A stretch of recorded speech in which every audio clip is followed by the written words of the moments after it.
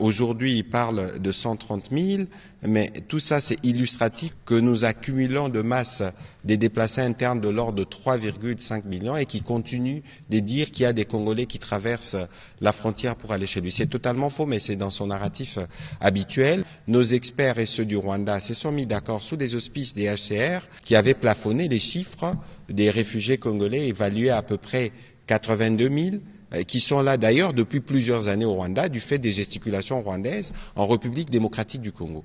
Donc c'est un faux fuyant comme il a l'habitude de le faire. Parce que je rappelle que les FDLR tuent en République démocratique du Congo. Je crois que notre génération doit savoir que la bête de l'événement est là. Et elle arrive.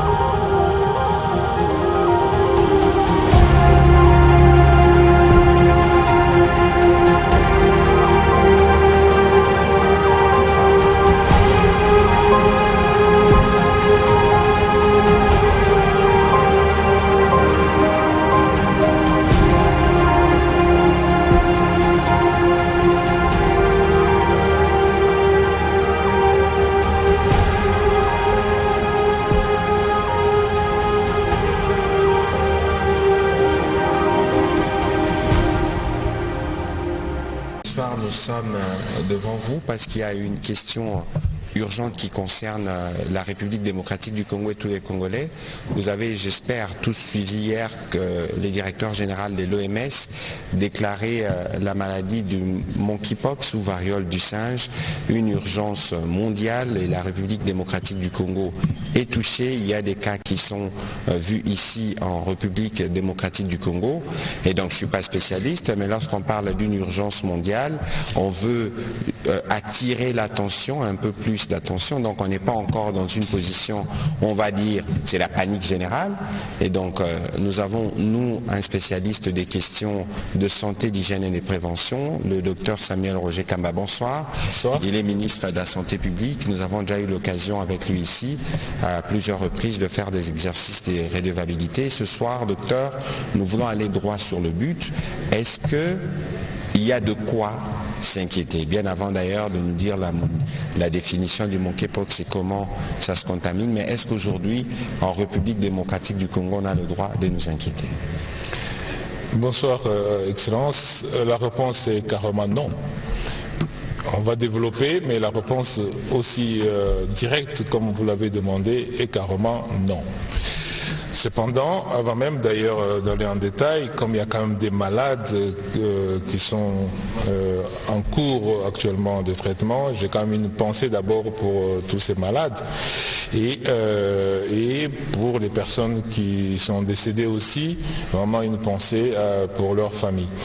Mais c'est vrai que l'OMS a déclaré une épidémie de portée internationale, tout simplement à cause du nombre de pays qui ont été touchés, premièrement. Deuxièmement, à cause du nombre de cas qui a augmenté récemment. Mais bon, on va aller en détail pour que les gens comprennent de quoi on parle. Alors, monsieur le ministre, c'est déjà quoi monkeypox ou variole du singe, pour commencer? Bon, déjà, c'est très simple. Nous avons, nous, médecins, chaque fois qu'on a un virus ou une bactérie, on lui donne un nom. On classe la famille. Et il y a une famille de virus qu'on appelle Poxviridae, donc c'est la famille des pox, on va les appeler comme ça. Et cette famille avait donné une variole humaine dans les années passées, vraiment dans les années 50, 60 et tout ça, et qui avait été une maladie terriblement mortelle sur la planète. Et grâce au vaccin, on a réussi à stopper cette maladie définitivement. Ce qui fait qu'aujourd'hui, cette maladie n'existe plus. Sauf que vers les années 50, en 1958 précisément, on découvre chez un singe une maladie qui ressemble à la forme qu'on avait chez les hommes. Et donc, on regarde, on trouve effectivement un virus de la même famille que le virus qui avait donné la maladie chez les hommes. C'est pour ça qu'on a dit que c'est la même maladie, mais pour les singes. Et comme c'est les singes en anglais, c'est monkey, c'est pour ça qu'on appelle ça monkeypox. Donc c'est la variole de singe qui a été découverte en 1958. Et en 1971, on découvre pour une première fois un cas en RDC chez un humain qui ressemble vraiment à la variole qu'on avait, mais quand on prend les tests, on se rend compte que c'est la variole du singe, c'est le virus du singe qui est passé chez l'homme.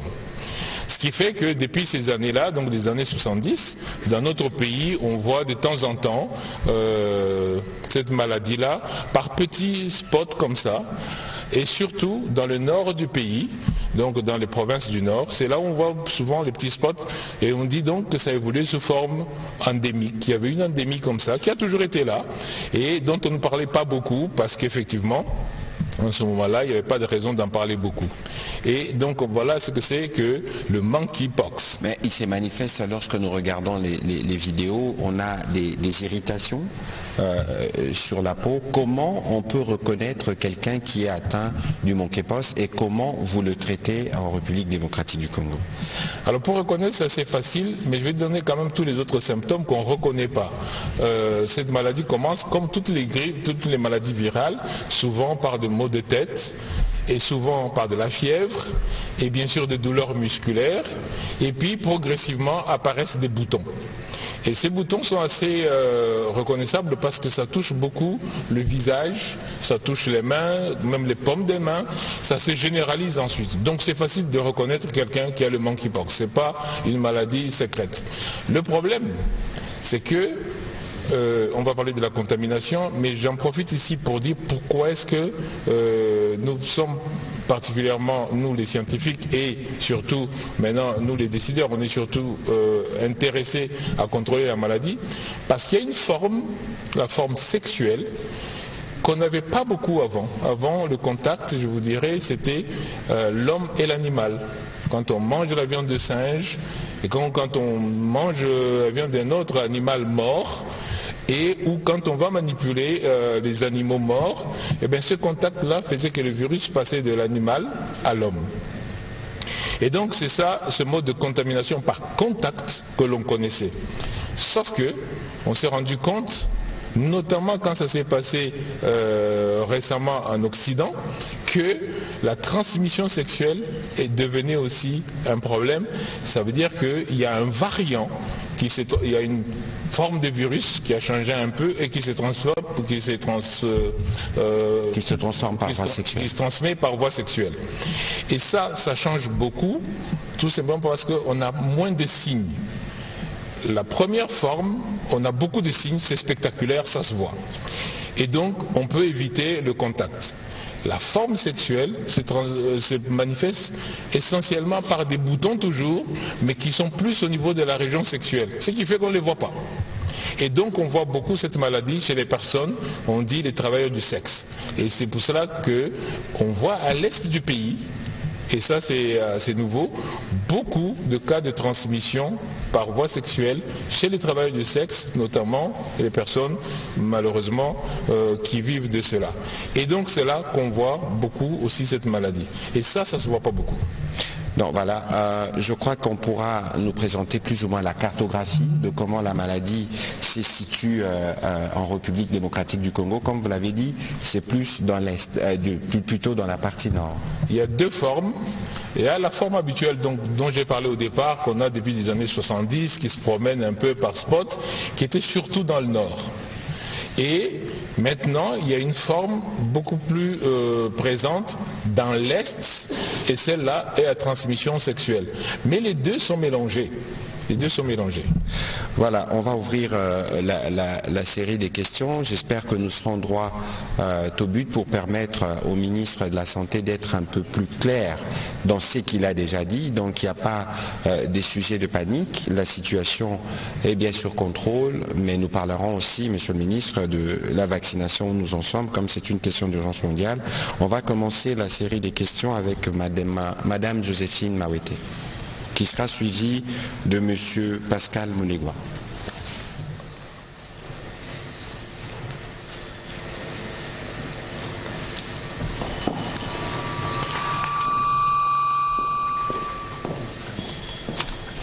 Voilà, M. Pascal Moulegua, allez-y, vous êtes... Et puis ce sera Jacques Moulouba. Prière de vous positionner déjà, s'il vous plaît. Merci, Monsieur le ministre. L'Africa CDC, qui est l'agence sanitaire de l'Union africaine, estime qu'il y a un risque que l'épidémie soit incontrôlable. Notre pays est le plus grand cluster. Voudriez-vous nous dresser la situation sur l'étendue de la République et les risques qui est une épidémie incontrôlable? Monsieur le porte-parole du gouvernement, vous avez sûrement suivi Paul Kagame hier. En l'écoutant, il monologuait en posant des hypothèses comme quoi l'armée rwandaise, si elle était en RDC, c'était parce que la problématique d'FDLR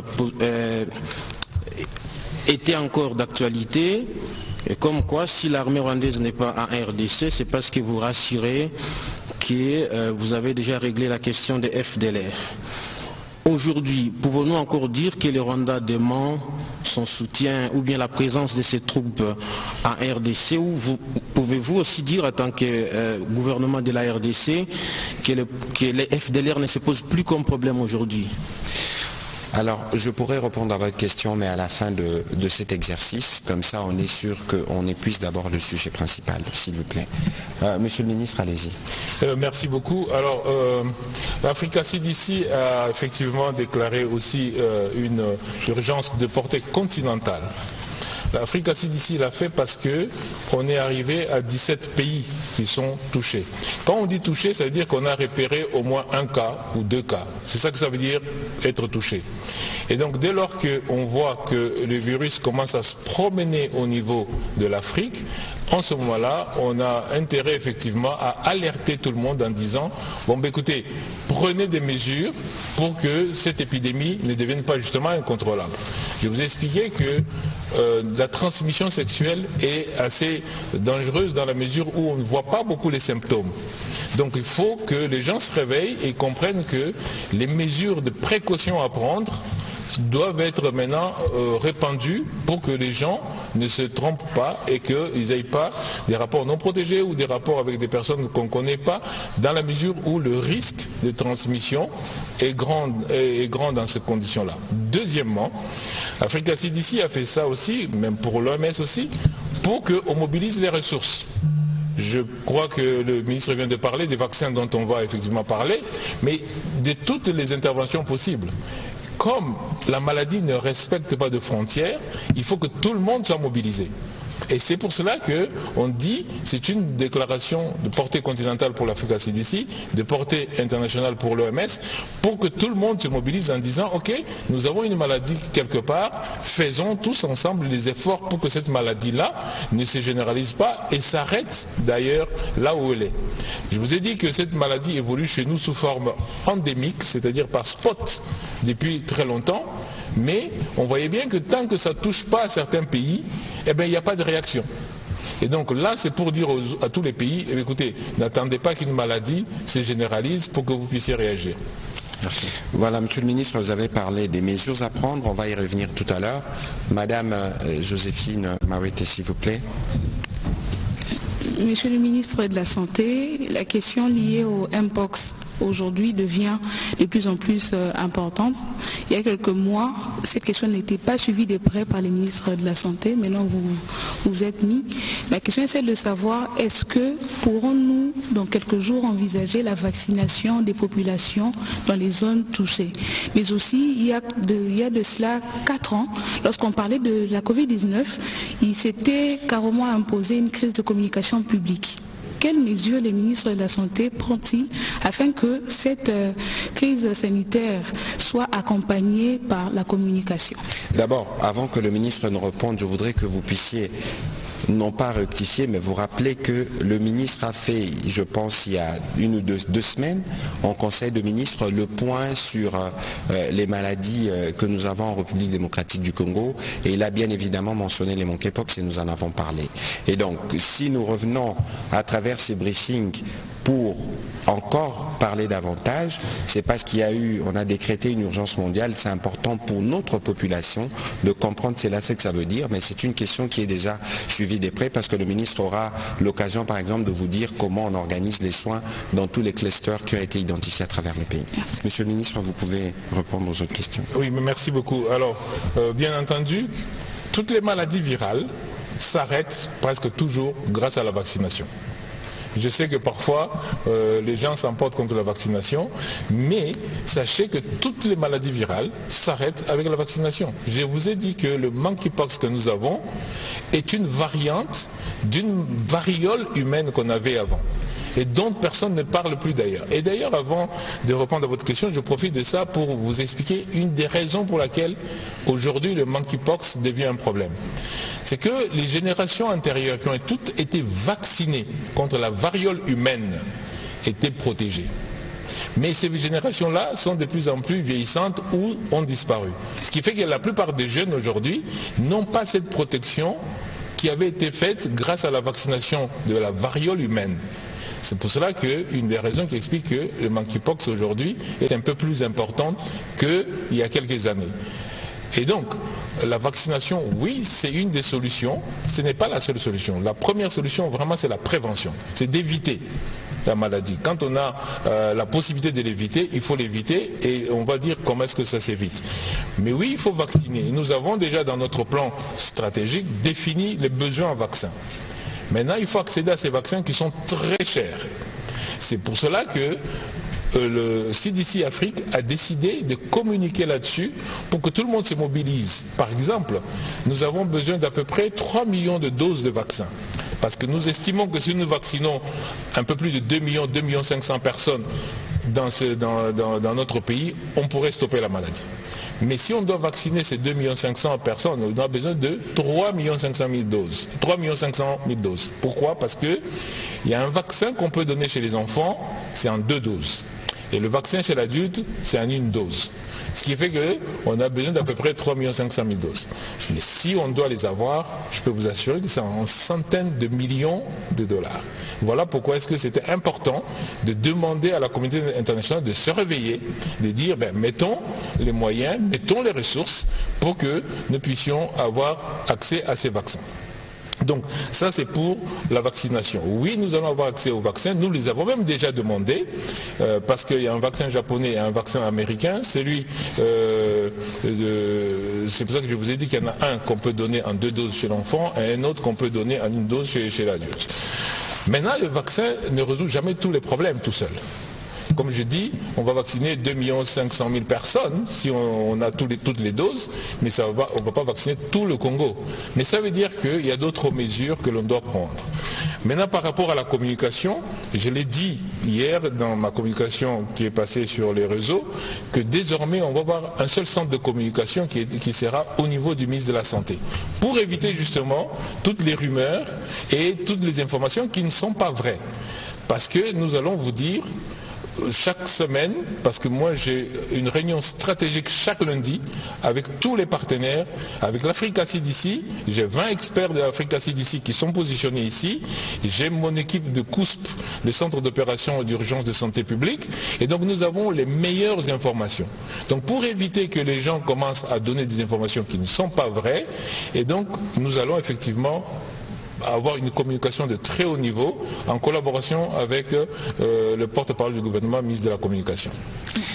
Merci. Évidemment, nous allons vous impliquer dans l'accompagnement de cette stratégie des communications. On va prendre les questions de M. Jacques Moulouba et M. Oscar Mbalepichou Moulumba se préparent pour les questions qui suivront. Monsieur le ministre, une question en rapport avec les statistiques. Jusque-là, la maladie a causé combien de morts, combien de contaminés en République démocratique du Congo? Et vous avez parlé de précautions. Outre la voie sexuelle, quelles sont les autres précautions à prendre par la population pour ne pas être contaminée? Et dans le même chapitre, avant-hier c'était Ebola en République démocratique du Congo, hier Covid-19, aujourd'hui la variole des singes. La RDC est le ventre mou de l'Afrique, prédisposé à recevoir toutes les formes de maladies. Une dernière question. Couverture santé universelle dans son volet gratuité de la maternité. J'en profite, monsieur le ministre, puisque vous êtes là. À quand la deuxième phase prévue pour les provinces? Et il se pose un problème, il me semble, dans certains centres de santé aujourd'hui. Il y a un grand nombre de femmes qui viennent, mais les infrastructures, les structures d'accueil ne sont pas accompagnées. Et si ce n'est pas un secret, le Polichinelle, combien reçoit, par exemple, la clinique Ngalema par mois pour faire aboutir la gratuité de la maternité? Merci. Ok. Alors pour ce qui est des statistiques, les chiffres sont très clairs, c'est très facile. Hein. On a, depuis le début de l'année, 15 660 cas. Depuis le début de l'année. Alors, je vais vous montrer la différence entre... au début, on tournait autour... Quand je vous ai dit qu'on était dans les années 70, parfois on avait 500 cas, parfois on avait 2000 cas, parfois on avait... Ça bougeait beaucoup. Et puis on a vu que depuis 2021, 2022, le nombre de cas commence à augmenter. Et comme je vous dis, avec deux facteurs majeurs. Le premier, c'est cette baisse de l'immunité parce qu'on n'est plus protégé par l'ancienne vaccination qu'on avait contre la variole humaine. Mais le deuxième, c'est aussi la transmission sexuelle qui est devenue une forme de transmission qu'on n'avait pas avant. Et donc, en 2022, on a vu monter les cas jusqu'à 9000 à peu près, et maintenant on est à 15 600 cas. Voilà à peu près le nombre de cas. Combien on a eu des décès? 548 décès en RDC. Et donc, voilà les chiffres. Ça, c'est 548 décès sur 15 000. Sur 15 000. Donc à peu près... On est à 3,5 à peu près, 3,6 le taux de létalité. Et donc voilà à peu près les chiffres. Et donc nous pensons que effectivement cette maladie-là, si on fait une bonne stratégie de contention avec toutes les mesures que l'on va prendre, et donc je vais donner les mesures, eh bien on peut effectivement arriver à stopper cette maladie. Alors maintenant, je vous ai expliqué comment ça se contamine. Ça se contamine par, on va dire, le liquide qu'il y a dans les boutons. Le liquide qu'il y a dans les boutons. Donc du coup, si on maintient seulement des mesures d'hygiène, on réduit déjà le risque de contamination. Tout simplement parce que si vous avez touché quelqu'un et que vous lavez les mains avec du savon, c'est terminé. Le virus, vous n'allez pas l'attraper. Si vous avez touché quelqu'un et que vous mettez des solutions hydroalcooliques, vous êtes protégé. Si vous n'allez pas prendre, par exemple, pour des gens qui sont dans la même famille, si vous ne dormez pas dans le même lit, avec les mêmes draps, parce que le nombre de fois que la personne est dans le virus, dans le lit peut laisser beaucoup de virus, et si vous ne dormez pas dans le même lit, si vous n'utilisez pas les mêmes ustensiles, eh bien vous êtes protégé. Donc c'est vraiment les mesures d'hygiène. Bien sûr, on peut avoir des contaminations sexuelles, comme j'ai dit, et ça, c'est vrai que c'est facile aussi à prévenir. Donc, en termes de prévention, les mesures d'hygiène. Ça, c'est la première des choses. Maintenant, par rapport à Ebola, Covid, variole, d'abord, il faut remercier Dieu d'avoir un pays aussi grand et une forêt aussi grande. Mais sauf que, dans cet environnement-là, il faut savoir que le contact entre l'homme et l'animal peut créer des problèmes. Et là, quand vous citez Ebola, on sait que c'est une zoonose, c'est une maladie causée par le contact de l'homme et de l'animal. Pareil pour le monkeypox. Mais Covid, ce n'est pas venu de chez nous. Covid, c'est une pandémie mondiale. Nous avons été victimes comme tous les pays. Et encore, nous, on a été moins victimes parce qu'on a été très proactifs. Donc, la RDC n'est pas le ventre mou. Il y a des Covid, ça a tué des gens dans le monde entier. C'est pas venu de chez nous. Hein. On peut dire que la Chine, ou je sais pas, où ça a commencé, c'est aussi un gros ventre mou. Non. Je pense que c'est juste que nous sommes dans un équilibre avec les animaux. Nous devons tenir compte de ça quand nous sommes en rapport avec ces animaux par rapport aux maladies. Alors maintenant, pour la deuxième question par rapport à la couverture santé universelle, mais j'ai déjà répondu. J'en profite pour dire, depuis que le président de la République a lancé ce programme, nous avons pris en charge, tenez-vous bien, 800 000 mamans et bébés gratuitement. Et on attend les derniers chiffres, et je pense que les derniers chiffres vont nous montrer que nous avons pris 1 million de personnes gratuitement. Et ça veut dire qu'on a rendu un service énorme à la population. Imaginez si toutes ces mamans avaient payé. Quelles seraient les sommes qu'on aurait pris dans les poches des gens? Donc en fait, c'est un effort que le gouvernement a fait qui est très important. Mais n'empêche qu'il y a des problèmes, des infrastructures. Mais ça, on le dit, on le répète depuis le début. Ces infrastructures sont abîmées depuis 1960. Nous sommes en train de les remettre en place. Mais on ne peut pas dire ne soignons pas les mamans parce que les infrastructures ne sont pas encore bonnes. Il faut le faire, il faut continuer à le faire. Et on est très transparent par rapport au montant. Je le dis tout le temps et je le répète. On a d'abord décidé qu'aucun dollar ne passe de main à main. Tout passe par voie bancaire. Donc tout ce que je peux vous dire, vous pouvez le vérifier. Et pour Ngaliema, ça tourne autour de 90 000 $ par mois. Vous pouvez vérifier avec eux. De toute façon, c'était la seule dérogation pour ce soir parce que nous voulons exclusivement parler du monkeypox pour que tous les Congolais arrivent à avoir la compréhension. On va prendre les questions qui suivent avec Oscar Mbal. Mais je dois rappeler ici ce que Jacques Moulouba disait. Monsieur le ministre, nous avons une expertise avérée dans la gestion des épidémies. Et donc c'est la preuve qu'aujourd'hui, qu'on n'a pas attendu, nous, l'urgence de santé mondiale pour bien prendre en charge les sujets. Nous allons tout à l'heure revenir encore sur les mesures qui seront diffusées sur écran et c'est sur ça que nous allons insister pour éviter toute forme de contamination. Monsieur Oscar Mbal, allez-y avec vos questions sur le monkeypox, s'il vous plaît. Oui, merci pour la parole. J'ai une petite question à poser au ministre de la Santé publique parce que de par les thèmes riposte contre le Mpox, je voudrais savoir quel est le plan de contingence de cette maladie dans les zones touchées et quelles sont ces zones justement. Très bien. Alors les zones touchées, je vous ai... on peut revenir sur écran. Je pense qu'on avait montré les tableaux de toutes les provinces et des statistiques dans toutes les provinces. Alors les zones touchées, qu'on appelle nous les hotspots, les zones chaudes, c'est les provinces où il y a énormément de cas. La première province qui est la plus touchée, c'est l'Équateur, qui a plus de 5000 cas à lui tout seul. Et puis il y a le Sud Kivu, mais il y a aussi le Sankuru, il y a la Chapa, Chopo, il y a Nord-Sud Bangui. En tout cas, vous avez la liste de toutes les zones touchées. Nous n'avons pas attendu la communication, comme venait de dire le ministre, pour réagir.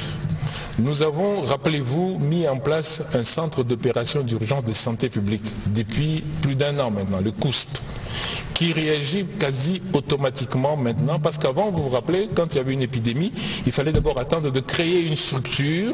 C'est comme ça qu'on avait fait qu'on avait fait pour Covid, mais c'est comme ça qu'on avait fait aussi pour Ebola.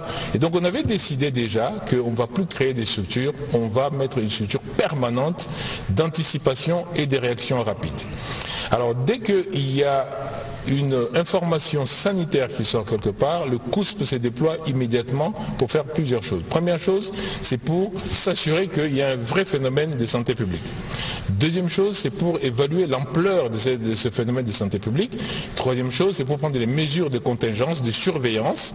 Et enfin, les mesures de prise en charge. Alors le plan, il passe par ces 3 étapes-là. La première étape, c'est vraiment l'information. Comme je viens de dire, que si on est bien informé, on évite cette maladie.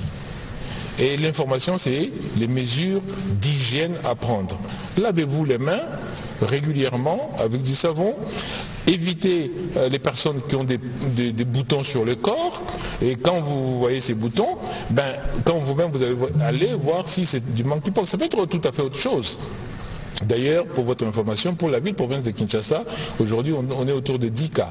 quand vous comparez à 5000 cas à l'Équateur, vous voyez la différence. Et il y a des provinces où on a un cas, il y a des provinces où on a 2 cas. Mais nous disons que l'épidémie est partout dès lors qu'il y a un cas. Donc voilà pourquoi nous disons que toutes les provinces sont touchées. Il ne faut pas que les gens pensent qu'il y a du monkeypox en train de circuler partout. Les hotspots sont toujours les hotspots. On est entre 7 et 12 hotspots maintenant. Et donc pour ces zones-là, en dehors de l'information, la deuxième chose, c'est le contentement. Là, on essaie de contenir grâce donc à l'isolement que l'on peut faire des gens qui sont très touchés. Et deuxièmement, grâce à la vaccination qui va arriver. En dehors de ça, arrive maintenant la prise en charge. Malheureusement, comme pour tous les virus, c'est rare de trouver un médicament contre un virus. La grippe, il n'y a pas de médicament. Il y a très peu de virus pour lesquels on a un médicament. Monkeypox, on a essayé dans certains pays aux États-Unis, parce que vous savez que cette maladie, c'est pas seulement RDC. On a trouvé le monkeypox aux États-Unis. Et on a trouvé le monkeypox en Europe. Et donc, on a essayé un médicament. Là-bas, ils ont soigné les gens sans avoir vérifié. Mais nous, on a testé ce médicament ici. On a fait l'étude de ce médicament, notamment au Maniema, au Sankuru, avec l'équipe du professeur Mouyembe. On n'en parle pas beaucoup, mais c'est le travail qu'on fait en backup. Quand on vient ici, on en parle. Eh bien, l'étude a montré que ce médicament n'est pas efficace. En tout cas, aux doses qui est utilisées, ce médicament n'est pas efficace. Donc, on n'a pas un traitement spécifique. Par contre, en améliorant la prise en charge générale, c'est-à-dire en évitant les surinfections des microbes grâce aux antibiotiques, en évitant que la personne soit affaiblie par la malnutrition, en évitant que la personne ne se déshydrate, on arrive à soigner beaucoup de gens. C'est pour ça qu'on a un taux de mortalité de 3,6. Voilà, on va prendre la question de Pichu Munumba et puis, Monsieur le Ministre, on devra faire une petite pédagogie en Lingala pour arriver à sensibiliser aussi les compatriotes. Allez-y, Monsieur Munumba. Merci, Monsieur le Ministre. Je note qu'il n'y a pas lieu de s'inquiéter, donc les propos du ministre de la Santé sont rassurants. Mais j'aimerais que, Monsieur le Ministre, que vous apportiez des éclaircissements sur les facteurs qui sous-tendent la propagation de cette variole des singes en RDC et nous dire, au-delà de la vaccination qui est attendue, quelles actions envisagez-vous entre-temps pour atténuer ces facteurs dans le meilleur délai. Et je crois qu'une partie de ma deuxième préoccupation a été posée, c'est concernant les zones touchées, parce que le pays, vous l'avez dit, dispose d'une expérience avérée dans la gestion des épidémies. Comment préserver les zones non touchées du pays, mais situées à proximité des zones affectées? Alors je répète encore que ce que nous vivons là, c'est le fait que ce virus apparaît de temps en temps, mais de manière d'ailleurs très spontanée, entre dans le rapport de l'homme et de l'animal. Donc il y a des choses qu'on ne peut pas éviter, parce que vous ne pouvez pas aller dire à quelqu'un dans un village très, très lointain, attention, si tu touches au singe, il va y avoir un problème. Mais ça a toujours été un équilibre qui a toujours été plus ou moins supporté. Les facteurs qui sous-tendent, le premier facteur, j'ai dit, c'est la transformation de la transmission qui devient sexuelle. Et ça, c'est un facteur qu'on va dire assez nouveau parce que ce n'était pas ça le mode habituel de transmission. Donc la transmission sexuelle, c'est un facteur qui sous-tend. Et pour ce facteur-là, vous comprenez que la prévention, c'est-à-dire le fait d'éviter des rapports avec des personnes qu'on ne connaît pas, dont on ne connaît pas l'hygiène, dont on ne connaît pas les endroits dont ils viennent, eh bien, si on diminue ça, eh bien, on diminue cette transmission. C'est vraiment ça. L'hygiène, je l'ai déjà dit. Maintenant, les facteurs qui sous-tendent, c'est aussi le fait qu'on n'était pas immunisé. Je vous ai dit qu'on avait ce virus chez nous par petite épidémie. C'était donc quelque chose avec laquelle on vivait un équilibre très important. Mais maintenant qu'il y a de plus en plus de jeunes qui ne sont pas vaccinés contre l'ancienne variole qu'on avait de l'homme, eh bien, les défenses du corps sont plus amoindries et donc il faut être beaucoup, beaucoup plus prudent. C'est vraiment des facteurs d'hygiène. Et c'est ça qui va permettre que le virus ne continue pas à se propager. Voilà, on va prendre les 3 dernières questions en série. Après, nous répondrons, évidemment, Monsieur le Ministre, nous passerons en Lingala et nous reviendrons surtout sur les mesures qui ont été prises pour nous permettre de nous assurer que nos compatriotes ont bien compris comment s'y prendre avec cette maladie. Donc, on va prendre Monsieur Benoît Nyimba, Madame Sergine Rehema et on va terminer avec Madame Kitita. On note les questions et on répondra en une série à la fin.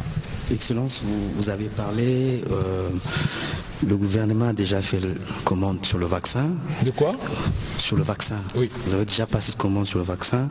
On veut juste savoir, à l'époque de Covid, on a eu plusieurs sortes de vaccins qui ont même été un peu, qui n'étaient pas compatibles à certaines personnes un peu plus âgées. Aujourd'hui, maintenant, le gouvernement a pris quelles précautions pour que ces vaccins soient compatibles à tous? Et puis, si ce n'est pas un secret, est-ce qu'on peut avoir le nom de partenaire qui va livrer le vaccin pour le Congo? Merci. Madame Rehema, s'il vous plaît. Monsieur le ministre, vous avez parlé, en fait, on parle d'une urgence sanitaire. En venant ici, en tout cas, moi, je m'attendais à des mesures que le gouvernement allait annoncer, des mesures prises pour pouvoir bien gérer cette question. Deuxième question, à Kinshasa, on compte déjà combien de cas? Et puis une dernière question, est-ce que les mesures à observer, ce sont les mêmes mesures ou le comportement adopté, c'est le même comportement qu'on avait adopté avec la Covid-19? Merci. Madame Rachel, s'il vous plaît.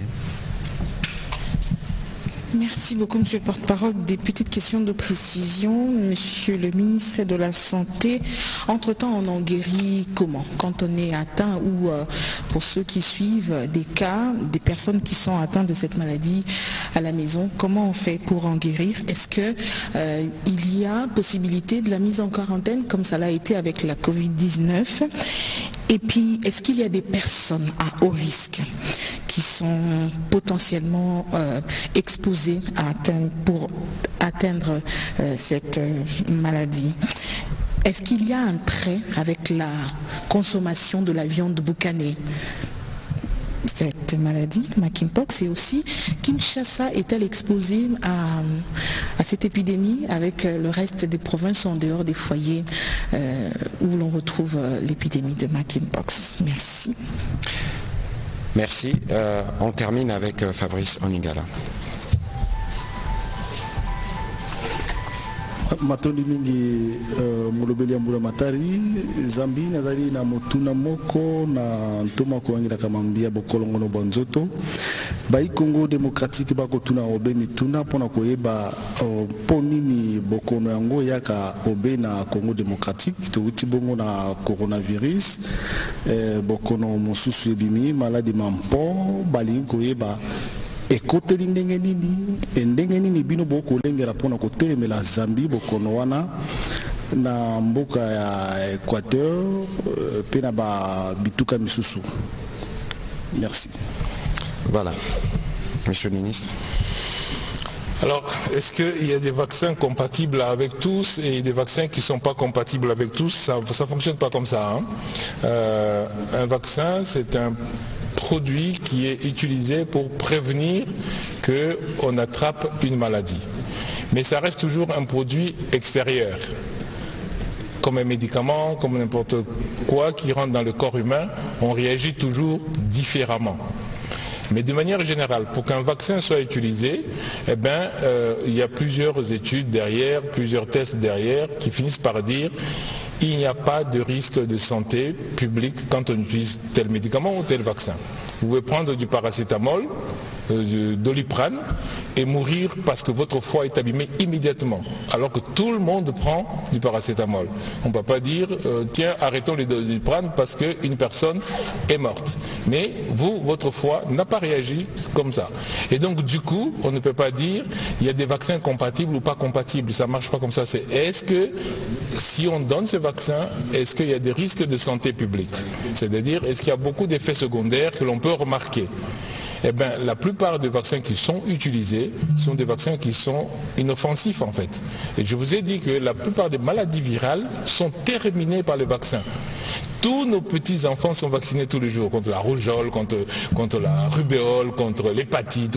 Ce sont des vaccins. Et ce sont les mêmes firmes là qui fabriquent les mêmes vaccins là en fait.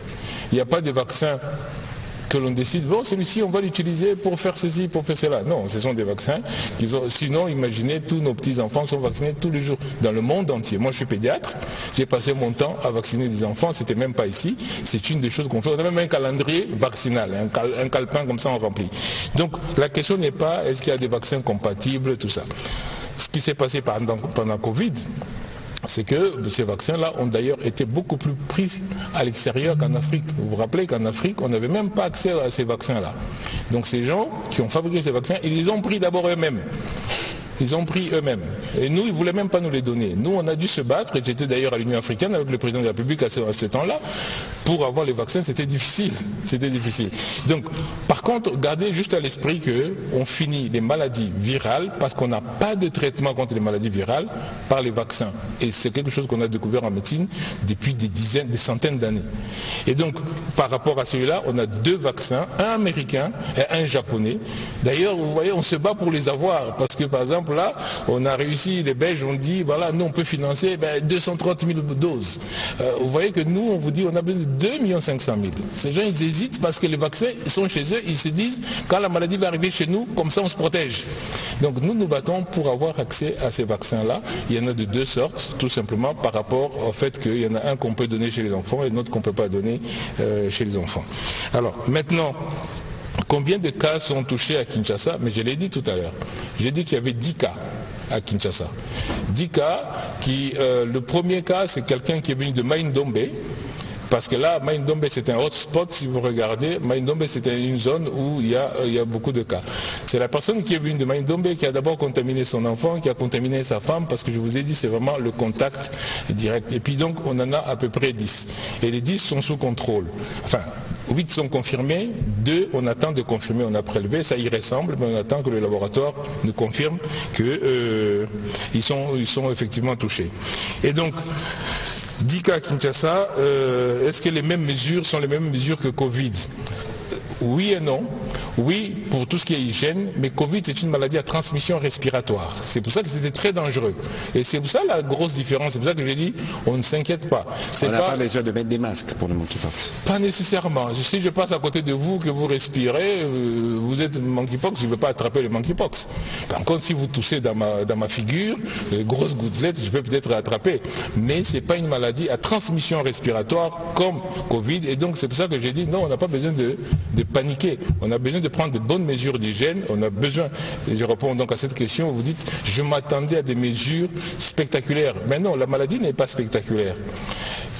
Toutes les maladies infectieuses obéissent au même processus de contamination. Vous entrez en contact avec la bactérie ou le virus, vous l'attrapez. Donc première mesure, n'entrez pas en contact. Et pour cela, on vous dit, lavez-vous les mains si vous avez touché. On vous dit, ne prenez pas les habits de quelqu'un qui a des boutons comme ça sur le corps. Et d'ailleurs, les images sont là pour vous habiller ou pour dormir dans le même lit. Quand vous prenez ces mesures, vous évitez d'attraper la bactérie. Maintenant, la deuxième mesure qui est active, c'est la vaccination. La troisième mesure, c'est la prise en charge, le traitement. Et je vous ai dit que le COUSP intervient très rapidement maintenant dès qu'une maladie est notée quelque part. Et c'est pour cela que, quand vous voyez à l'Équateur, on a déployé déjà Médecins sans frontières. C'est pas nouveau comme je vous ai dit, surtout à l'Équateur. Et donc, on a déjà déployé toutes ces équipes qui travaillent sur le terrain. Moi, je suis venu surtout, effectivement, comme a dit le ministre, pour rassurer la population, parce que quand on entend urgence internationale, on s'est dit, oula, on va être mangé à quelle sauce maintenant? Non. C'est surtout pour mobiliser tout le monde, pour dire, écoutez, mettez les moyens pour que nous luttions tous ensemble efficacement contre cette maladie. Alors comment on guérit?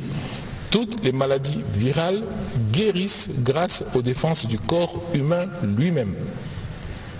Toutes les maladies virales guérissent grâce à la défense du corps lui-même. Ce que nous on fait, c'est qu'on traite les choses qui peuvent aggraver. Par exemple, si on attrape une bactérie, on appelle ça une surinfection. En ce moment-là, on met des antibiotiques. Si on se déshydrate, en ce moment-là, nous réhydratons la personne. On donne des perfusions, comme on dit. Si on a une déficience quelque part de rein, de ceci, nous, on traite maintenant toutes les complications qui peuvent arriver. Mais pour éliminer le virus lui-même, il n'y a pas de médicament, je l'ai dit tout à l'heure. Il n'y a aucun médicament contre les virus. Il y a très peu de virus pour lesquels on découvre des médicaments. Le VIH, on a réussi à trouver, mais la grippe, tous les ans on a la grippe, on n'a jamais trouvé un médicament contre la grippe. Et donc les maladies virales, le virus est éliminé par le corps lui-même. Si on supporte bien le corps, il va éliminer le virus. Maintenant, Nalingara Batuni, est-ce que Bokonoana et Yakara Namboga Nabiso? Je vais peut-être répondre à d'autres questions, tu veux regarder. Mais il y avait la question sur la viande boucanée, c'est une question fondamentale. Si on mange les macaques, est-ce qu'on ne devrait plus en manger ou... Alors, la meilleure chose, c'est d'éviter le contact homme-animal dans la forêt, dans ces zones-là. Deuxièmement, éviter les animaux morts eux-mêmes. Vous trouvez un animal mort, vous le consommez parce que vous ne savez pas de quoi il est mort. Et puis troisièmement, les symptômes effectivement qu'on peut trouver dans cette maladie, on retrouve beaucoup chez les singes. On essaye d'éviter la consommation de viande, boucanée ou pas, qui viennent de singes. Ce que je n'ai pas dit aussi tout à l'heure, c'est que quand on a une viande qu'on doit préparer, il faut la préparer très sérieusement pour essayer d'éviter de détruire correctement le virus. Mais il ne faut pas manger des viandes pas suffisamment préparées. Mais les viandes boucanées de manière générale, je pense qu'il faut quand même diminuer la consommation, surtout quand on vit en périphérie des forêts, parce que là on ne sait pas. Voilà, na lingala sikoyo. Na lingala sikoyo, est-ce que Bokonoana est yaka pour na Congo? Te, na uti kolobawa que Covid est utaki na Congo te. Covid est utaki na Chine et bebisi mokili mobimba. Biso, problème na biso est que toza na ba nyama ebele parce que toza na forêt monene. Si on a ba nyama ebele wana nyama moko singe nde amemi Bokonoana to benga monkeypox variole ya singe. Ce qui bato batiki kolia ba nyama wana na bisika wana Bokonoana pe ekokita. Ce qui bato batiki kolokota ba nyama basi ba kufi bokie bolambi yango bolé Bokonoana ekosila. Ezate que Congo ezali plus exposé que Mboka Mususu. Ezate tout simplement que ceux qui tozana banyama ebele ou bako mema Bokonoana, malheureusement de temps en temps Bokonoana kouta na nyama et comme pas yaboto. Ce n'est pas que le Congo est plus exposé qu'un autre. Si vous prenez collègue la pona ko soigner du Cambouana, problème est que il faut que zobato en charge, il faut que vacciner bango, il faut que pekisa Bokonoana kenda liboso en prenant les mesures d'hygiène. Hygiène, kosokola maboko, na savon, kozoba gel, otochaka na maboko, et puis éviter babilamba na babilo komutu azobela asimbi. Voilà. On va partager justement les premiers documents que vous nous avez donnés, qu'on a synthétisés pour que les médias puissent bien comprendre ce que c'est le monkeypox et quelles sont les mesures qu'il faut prendre. Vous avez parlé de propreté, des lavages de mains, quelles sont les précautions qu'on peut prendre pour éviter la propagation de cette maladie. Et le ministre a dit quelque chose de très important, que nous avons un centre d'opération d'urgence de santé publique, COUSP, qui s'occupe de traiter tous les cas. Il faut que ceci soit bien clair pour tous les professionnels de médias. Comme ça, nous allons passer des signaux rassurants et nous assurer que nous avons compris la maladie. Avant de conclure, je vais rapidement répondre à la question de M. Moulegwa tout à l'heure sur les gesticulations du président rwandais. On dit monter, il en restera toujours quelque chose. Sur les sorties du président Kagame, vous allez noter qu'il y a beaucoup de contradictions sur le nombre, pour commencer par là, parce qu'il parle des réfugiés tout le temps. Tantôt c'est 100 000, parfois c'est 70 000, aujourd'hui il parle de 130 000, mais tout ça c'est illustratif justement du mensonge qui les caractérise, parce que comment expliquer que nous accumulons de masse des déplacés internes de l'ordre de 3,5 millions et qui continuent de dire qu'il y a des Congolais qui traversent la frontière pour aller chez lui. C'est totalement faux, mais c'est dans son narratif habituel.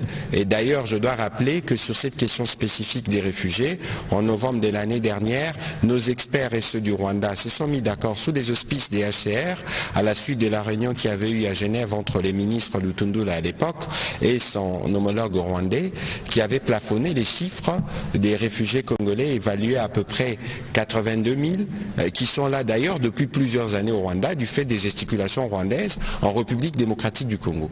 Donc c'est un faux fuyant comme il a l'habitude de le faire. Sur la question des FDLR, vous savez que le président de la République l'a dit, que nous devons dialoguer ou parler avec le Rwanda sur ces questions-là, notamment dans le cas du processus de Luanda, pour en finir avec cet éternel prétexte, parce que je rappelle que les FDLR tuent d'abord en République démocratique du Congo. Il faut noter que le président angolais était ici en ces débuts de semaine, il a rencontré le président de la République et nous pensons que c'est dans ces cadres-là que les questions doivent être réglées, parce que nous avons suivi dans les médias, nous avons aussi entendu qu'il y a une tentative où qu'on amène des gens dans nos territoires disant que c'est des Congolais, c'est des réfugiés, mais c'est totalement d'abord irrégulier et pas du tout faisable, parce que contraire à ce qui a été communément convenu à Genève et dans les cadres de différents processus, parce que cette question, elle pourra être réglée après avoir réglé la question principale, celle de l'agression, du retrait des troupes rwandaises et tout ce qui s'ensuit comme corollaire suivant les schémas tracés par les processus de Luanda. Donc il n'a pas à se détourner, il a plutôt à s'inscrire dans ce qui avait été communément convenu et sur lequel nous tenons. Monsieur le ministre, nous avons terminé cet exercice. Il y a évidemment un besoin pour nous de communiquer davantage, donc nous pourrons encore avoir l'occasion de revenir sur ces briefings pour être sûr que nous communiquons régulièrement comment la question évolue. Il y a des mesures qui sont prises essentiellement au niveau du gouvernement pour traiter les cas qui ont été identifiés. Il y a la mesure d'hygiène que nous devons recommander. Le ministre a très peu recommandé le recours aux viandes boucanées pour nos tables, surtout dans les zones environnantes. C'est des mesures, des précautions qui doivent être bien comprises pour qu'elles ne fassent pas l'objet d'une quelconque forme de confusion. Et nous, on va s'assurer de communiquer régulièrement et dans la transparence pour qu'ensemble, nous puissions nous mobiliser et lutter contre cette épidémie du monkeypox. Monsieur le ministre, nous avons terminé. Oui, on a terminé. Je répète tout simplement qu'il n'y a pas besoin de s'alarmer. La mesure d'urgence de portée internationale est plus pour mobiliser les États à se mettre ensemble pour lutter contre cette maladie.